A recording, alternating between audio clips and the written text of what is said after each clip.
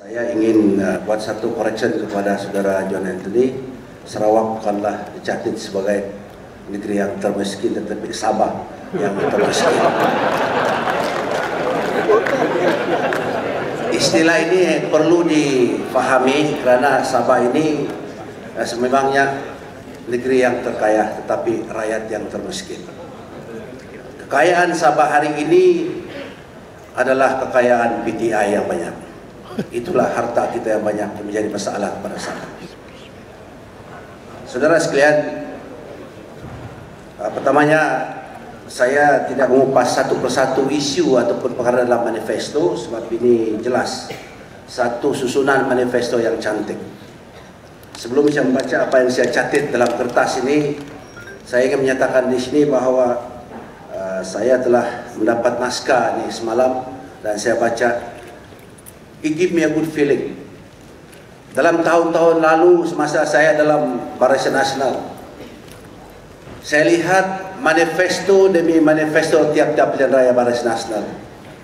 Saya upamakan itu sebagai satu syarikat yang tidak maju. Kerana kalau kita lihat agenda masyarakat syarikat, satu perkara yang timbul, perkara bangkit sehingga 4-5 kali there's something wrong with the company and there's something wrong with the government.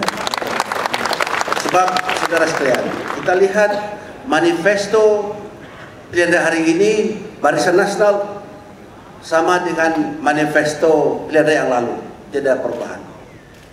Sekarang ini Barisan Nasional rangkumkan semua sebagai janji ditepati.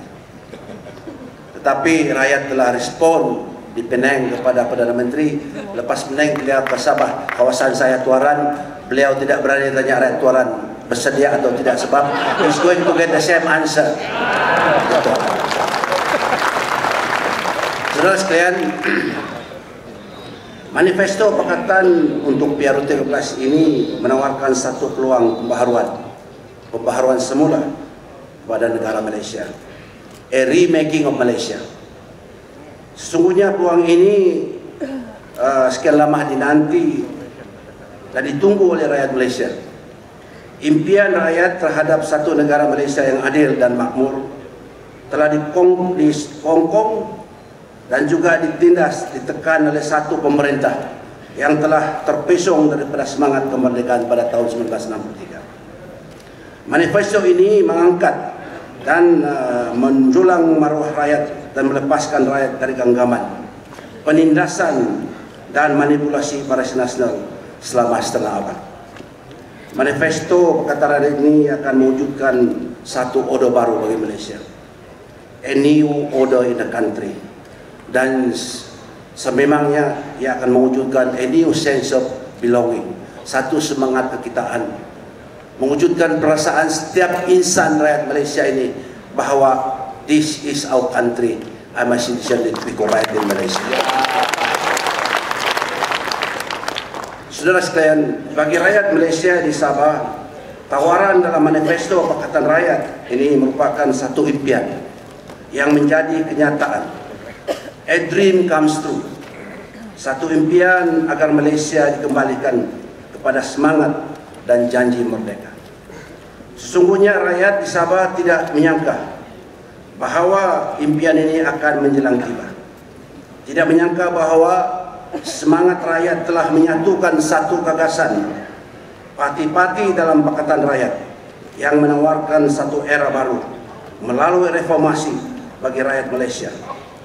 Pengisytiharan Kuching ataupun The Kuching Declaration pada September 2012 adalah satu detik sejarah yang gilang gemilang bagi Sabah dan Sarawak. Saya mohon menyunting kenyataan dalam deklarasi tersebut. Quote, 49 years ago, the countries of Sarawak and North Borneo came together with Singapore and Malaya to form the Federation of Malaysia, firm in the belief that this federation will be a real partnership of 4 countries, striving together for the mutual security, development and prosperity. Our forefathers greeted that day with huge dreams and mighty aspiration. Nah, saudara sekalian, saya kira bahawa pimpinan Pakatan Rakyat adalah satu kumpulan yang begitu berani sekali, yang telah menyingkap kembali apa yang telah dijanjikan oleh the founding fathers of our country. And ini adalah satu era baru bagi Sabah, saya kira dan percaya di Sarawak juga, bahwasanya pimpinan Pakatan Rakyat ini dengan ikhlas dan jujur menyatakan kepada rakyat kedua-dua wilayah Sabah dan Sarawak bahawa this is our agreement, this is going to be our order of the day when Pakatan Rakyat sit in Putrajaya. Saudara sekalian, secara ringkas saya nyatakan bahawa rakyat Sabah menyanjung dan menerima baik perkara-perkara yang telah ditawarkan oleh Pakatan Rakyat dalam manifesto seperti otonomi Sabah dan Sarawak, mengembalikan semangat perjanjian Malaysia, memperkasakan kedudukan Sabah dan Sarawak setanding dengan Semenanjung Malaysia, perkongsian kuasa yang adil, pembersihan kerakyatan.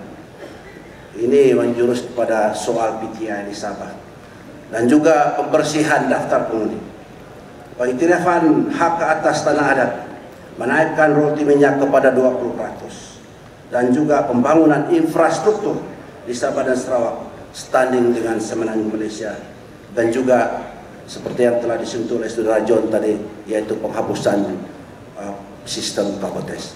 Saudara sekalian, soal kenaikan minyak ini kita harus hati-hati. Terima kasih kepada tawaran Pakatan Rakyat, tetapi kita juga perlu bukan hanya mengambil alih Putrajaya, tetapi have to clean up the state government, we have to take over the state government of Sabah. Sebab apa, saudara sekalian? Kalaupun 20% itu memberi lebihan kepada Sabah, tapi kalau dengan pemerintah negeri sekarang ini, this money will end up in Hong Kong, Singapore, and Switzerland.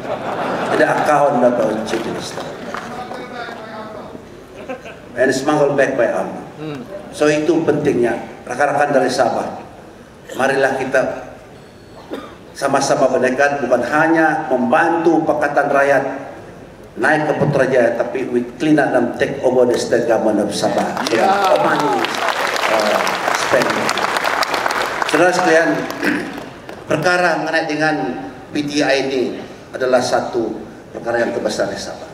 Secara pribadi saya telah membawa ini dalam parlimen beberapa kali, dan saya telah pernah mengatakan bahawa kalau isu PTI di Sabah ini tidak diselesaikan, satu hari nanti there will be a reverse takeover of the state. Ini kita katakan tidak berapa lama dulu, tetapi hari ini kekhawatiran kita ini sudah berlaku. Sebab kejadian di Lahadatu, saudara sekalian, sekumpulan 100 atau 300 orang asing yang bersenjata dengan senangnya menaklukkan wilayah Malaysia. Saudara sekalian, apa yang kita lihat, the little knowledge, the little information, sebab episode ini, saudara sekalian, is surrounded by mystery kerana pihak kerajaan tidak menerangkan, menjelaskan kepada rakyat secara terbuka.